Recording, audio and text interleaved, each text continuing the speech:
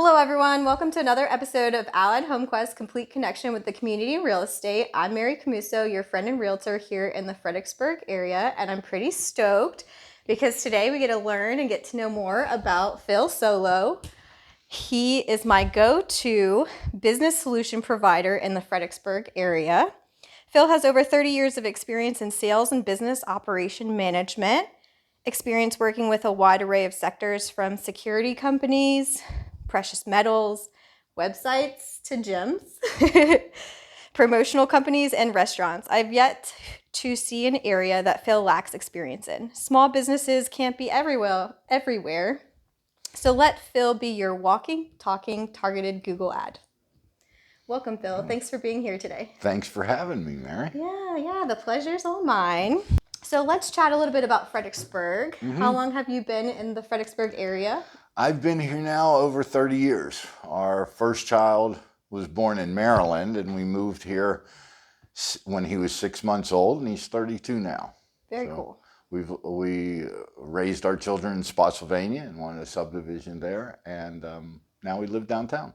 Very cool. Awesome. Can you maybe name one of your favorite things about Fredericksburg? Oh my God, one of my favorite things? I love Fredericksburg.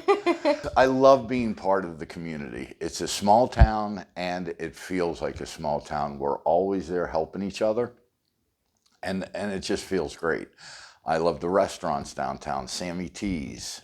I love Rebellion. Sammy T's is kind of my go-to place. If I leave town, I go to Miso, so it's not that far away. Nice. Right? But I do love the downtown coffee shops, Hyperion, Curitiba. If you're gonna have a cup of coffee, why not have one there? Yeah, awesome. Right. Yeah, there's so much. We could go on and on. I mean, the museums, the music in the park. I mean, it's just, it's great living here. Very cool. Awesome. I'm glad that you have such a love of Fredericksburg. Yeah, I do. It's a great community and a great overall atmosphere. I think that, what we're doing and building towards is, getting to be pretty amazing. Yes. Very cool. So I heard you say on another interview that life is about meeting each other and making each other better. Mm-hmm. That the things to do in life are to pray, believe, and perform acts of love and kindness. I not only love this, but I also align with this thinking. And I believe that it plays into my next question, which kind of just goes into what is your motivation? What's your why? My why is the joy I get out of helping people. I tell my wife sometimes I'm a fireman, right? I go rushing in, I put out the fire, and everybody loves me. It's a great way to start my day and end my day. Yeah. Right? Very cool. Yeah, it's if we're not helping each other, what are we here for? Yeah. Really.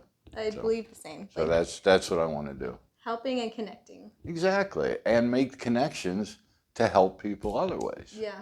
Right? We can't do things alone. Nope. We have to have each other. So I know not only me, but everybody around you appreciates all the help and connections and the connecting building that you do. So thanks for being you. Oh, I can only be me. Touche. You are you. I tried being someone else, but it didn't work. Never really does, right? Yeah. So can you tell us something that maybe most people don't know about you? Maybe a favorite hobby or... I feel like I'm an open book. If there's something that people don't know about me, it's only because they hadn't had a chance to spend a minute with me, because I don't think I have anything hidden. No quirky little... Oh, I have lots of quirks. Maybe we should interview my wife. Yeah, maybe we heard what she has to say. But I just... what is it that you don't know about me? Maybe you don't know the passion I have for the outdoors. Okay. Clean water, clean air. It's very positive for me. I love being out and walking and hiking, and it's good for the soul. Yeah, exactly. It's good for the soul. A good meditative practice, just walking in nature, I think. And I always feel like if I'm near water that's moving, it's always carrying my troubles away. Yeah. I'll find them downstream. Yeah. They'll be but there. At least for that minute. Yeah, right, they're I like all that. gone. Yes. It's a good mental thought. So thanks for sharing that. You're welcome. Yeah. As a small business owner, the begging question we all have to ask when we need a support or business solution is who will? Who's going to help me? Who will? And of course, the answer is Phill will. Of course. So I'll help the business in a number of ways. I mean, my background is in sales. I started, in the sign market, the graphics market, 100 years ago. Was it really 100 years? I was working in graphics. I was taking beautiful photographs and we were separating the colors so that we would be able to print them. And I just thought that was the greatest. That's pretty cool. It really was. I'd love to see that process. And then we took that process, and then from that, I got into selling equipment and materials and things like that. So all of my sales have been on the technical side. And I was that go-to person that if they needed a specific material to make a sign, I knew what to direct them to. There was a lot of people that would just call me for information, but that was okay. I knew eventually they would buy something from me. Yeah. And that's how I just continue to work is I know I can help people. Nobody's in it alone. There's not a problem that no one else has had. So just talk with other people. People want to help you. Yeah. It's the human condition, right? To help somebody that's down, right? Yeah. If somebody says, Mary, can you help me? You going to turn your back on them? No. Of course not. Right. So is that kind of like the deciding philosophy of what is behind Phill will? Yeah, I mean, yes, it's definitely here to help. Yes. Very cool. Yeah, I want to help people. Are there people I can't help? Sure. But we're looking for coachable people. Yes. Right? If you want help, there's help out there for you. Yeah, exactly. So how long have you been in business for yourself? Well, Phill started several months before 2 planes flew into the buildings in New York and one crashed in Pennsylvania. I remember the business was thriving. It was probably just a couple months old. And I had 3 really good clients that were really sustaining Phill. When Phill began, I was a broker for the printing world. I would do trade show displays, things like that, and things were going great until that day. Of those 3 top clients, 2 of them shut their doors the next day. Oh my goodness. Where I had extended them credit. The 3rd one was gone 6 months later. Wow. So I had to work my way out of a hole that I got into because I extended them credit. And why wouldn't I? We've been working well together. It was nothing to have that. But it was unfortunate how it ended. Yeah. So that, and that started, so that was 22 years ago, right? We just commemorated that yesterday. Yes. So, but really when you think about it, Phill started when I was a little boy. My dad would come home from work. He'd see me sitting on the couch. He'd say, "You're big, you're healthy, go to work." He was a salesman and in the shoe business. And the next day I'm stocking shelves in a shoe store. A week later, I'm cleaning a warehouse for a furniture company that he knew the guy. So my dad was kind of like, "Hey, who can or who will?" And my dad said, "Phill will." And then as I got older, when Phill began, there was a lady in my area that she kind of said, "Oh my God, Phill will." And I was like, "Yes, that's my business. So I'm starting Phill will." And that's when I LLC'd, and very cool. We've been doing it ever since. Awesome. Yeah. Good for you. We appreciate all that you will do, Phill will. Well, somebody had said, when no one else will, Phill will. And I'm like, oh, that's close. Because I do reserve the right not to do something. Right. I mean, everybody has the authority to say no. Yeah, exactly. And there are limitations and boundaries and some things that maybe we shouldn't say. Yeah, I'll even press the legal line, but I'm not going to step over it. Yeah, it's always a good motto to live by, right?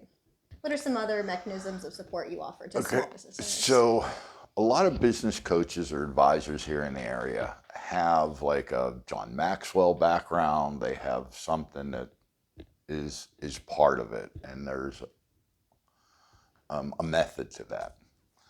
I'm homeschooled. Phil's homeschooling. The things that I talk about with clients is because this is how I go about taking care of a situation. So the things that I talk about with clients is based on my experience, the school of hard knocks. So when we sit down, it always starts with a conversation, usually over a cup of coffee. Let's talk about where you are and where you want to be. And at that point, we can then come up with a process, right? Everything has a process and a method to take you to the next level. So how do we do that? There could be a number of ways. Maybe it's just simply your sales process. Yeah. I think anyone that's in sales should go work for a one-call close company, home improvement, doors, windows, siding. Why? The people wake up in the morning and have no idea they're going to spend $60,000 on windows. But guess what? They're sitting down with a salesman in their kitchen and they're explaining why the windows aren't any good anymore. And pretty soon they're signing paperwork. Everyone listening to this right now will say, I don't make decisions that quick. I sleep on it. I do this. There is a multi-billion-dollar business of people that are closing on that one call. Multi-billion with a B. So it must work. There's methods, there's steps to take in that sales process. And when you do those steps, it's going to work. If you shorten the steps, it might work, but it probably won't work as often. Normal salespeople, average salespeople have a 25-30% close rate. If you want more than that, that's what I can help you with. But what's more important than close ratio is how much profit are you putting in there? Yeah. A lot of salespeople are afraid to ask for an order. They're afraid to act like a salesman, right? We all feel like, oh, we're that used car salesman, right? You ever notice how many used car lots there are? Yeah. Right? It must be successful. Right.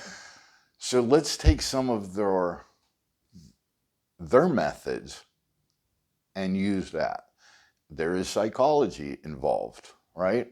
When someone says that they can't make a decision right away, look at the wife and ask her if when he asked you to marry him, did you say, I'll wait till tomorrow to tell you, I want to sleep on it?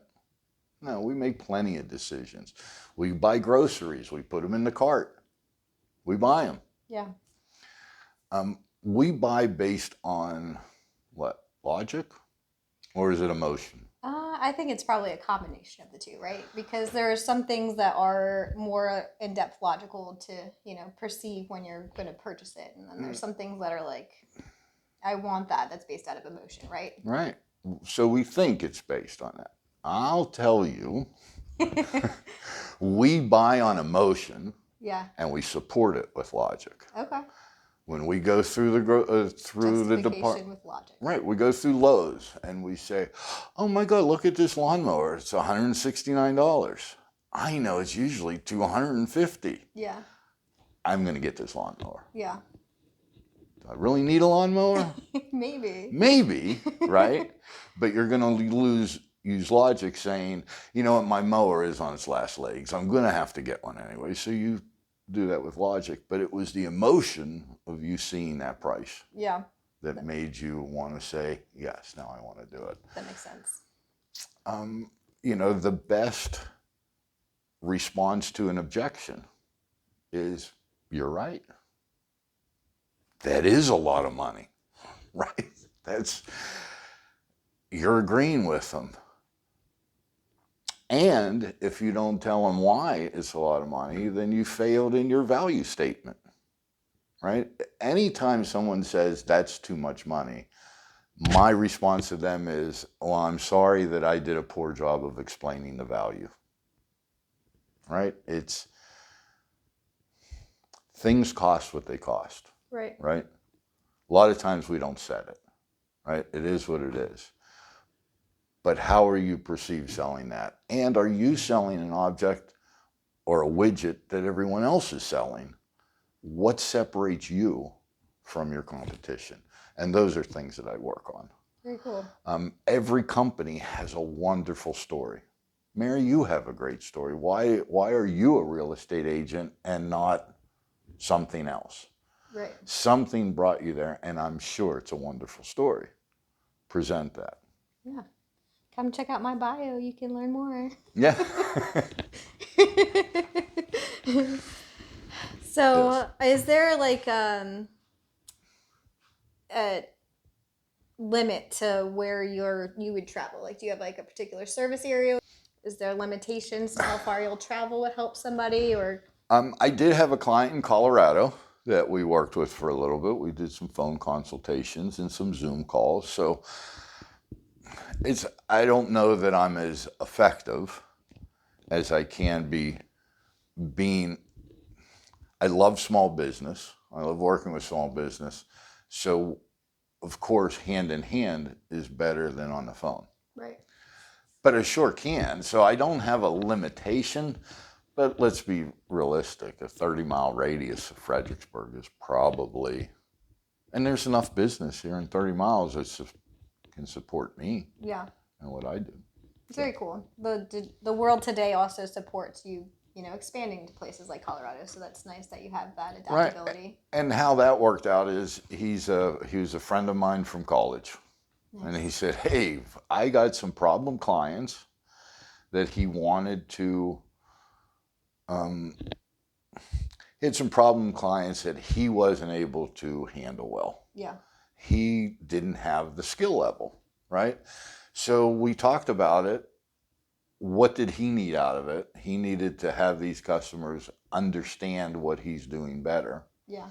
So we worked on a way to present that in a discovery kind of conversation so that he's letting those clients know from the start. And one of the reasons is he was afraid to have those conversations. But when we sat there and we laid it out and said, isn't it better if you say to your clients, this is an area that seems to be a problem. Let's go over that now before it is. Yeah. And he agreed with me, and things are better. Awesome. Very cool. Yeah. So it was just that short thing. So I can work on small projects. You don't have to marry me for a year or anything. Yeah, I have short contracts. I do like to have a 3-month window with you so we can get things rolling. Yeah. It's hard to do things overnight. Yeah, you get the teeth in and really get moving. Right, and the onus is on the business owner, right? Yeah. Remember I said about being coachable, right? I've had lots of conversations with people, and then a week later when we meet to go over, they didn't do any of it. Yeah. Well, we're adults. I'm not going to, you didn't do it, right? Yeah. Self-accountability is definitely important if you're going to want to be taking on a coach, I think, because your coach is there to, kind of like be a parameter, right? Like guide you, be a direction, but you have to put in the work. Right. There's some where we'll talk marketing, right? The discussion will be marketing, and I'll make some suggestions or plans, and they expect me to do it. Well, I might be able to do a few Facebook posts to show a concept. Right. Right? Or, prove a concept, I should say. Yeah. But I'm not going to be their social media person. Yeah. But I will connect them with the social media person. So they're like, well, what am I paying you for if I'm going to have to pay the marketing person? Well, this is what a coach does. Yeah. It's what, but it's still up to that client. To do the work. Exactly. Right. Very cool. So is there anything else that maybe you'd like to share about Phill Will? Anything that maybe people don't know? Or you're pretty much an open book, but is there anything that you think that our viewers should hear from you? If you don't know, I'm easy to get along with. I'm the easiest guy to schedule time with. I actually answer my phones and return voicemails, right? Yeah. Isn't that the worst when people Yes. just ghost you? Yes. Why? I Just don't know. tell me no, Yeah. right? Yes. In my industry, it drives me nuts when I'm trying to talk to a listing agent or something, and they're representing a property and I have questions and they don't pick up the phone or answer a call back, and I'm like, hello, is there anybody out there? Call me back, please. I got questions. I need to know stuff. Yes. How do some businesses survive too? I don't know. I don't understand.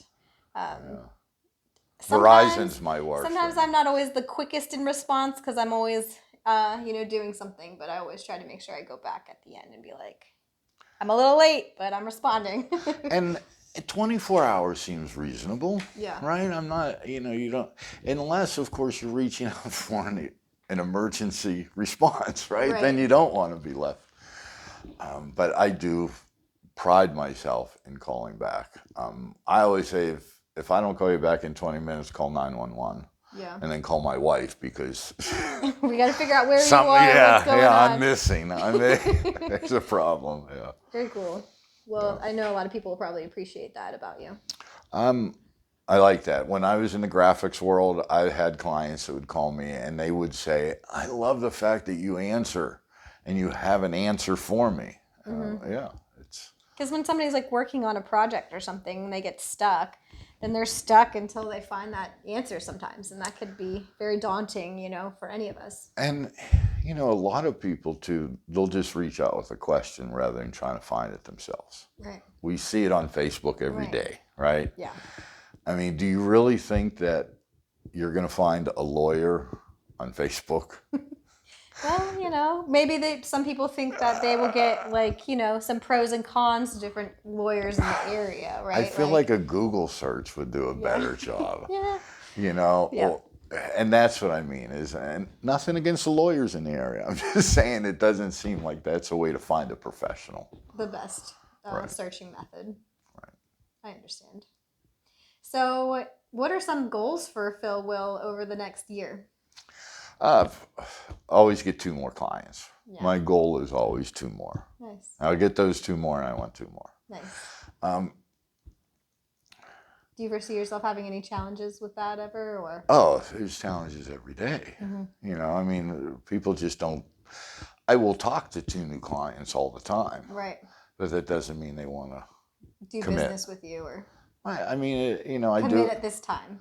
Yeah, I'm happy to help people, and I don't make money. But I can't continue to help the same people without making money. That's not sustainable. Exactly. So issues that I find that is just finding more businesses to talk to. What I love talking to is the new business, the one that's starting out. Yeah. And those are the ones that have the tightest budgets, right? So how do you get them to part? Yeah. So it's tough. How do you overcome that? Value proposition. If they don't do it, right, the cost of inaction. Right. Right? How often do we not do things because it's going to cost money? And then it costs us more in the long run. Right. So there's an adage. I used to work with a digital marketing guy, and he used to say that a business owner will spend as much money as possible as long as they don't have to write a check. Right? It's true. And it is true. It is true. We'll try and do everything ourselves poorly. Yeah. Right. Which can be, come at a cost, like you said. Time, doing it wrong, financial, so. Right. And there's not, here's something, business owners, please, there's not a problem doing something wrong. Just do it. Right. Right? Perfection. Analysis paralysis. Perfection is the enemy of good. Yes. Right? Get it out there. If there's something wrong, redo it. Repost it. Make a correction. Yeah. Not as many people see your post that you think are seeing it. Right? Right. It's true. Right? Your website is important, but if you have something misspelled, nobody's going to have a problem with that. Right. They're not going to.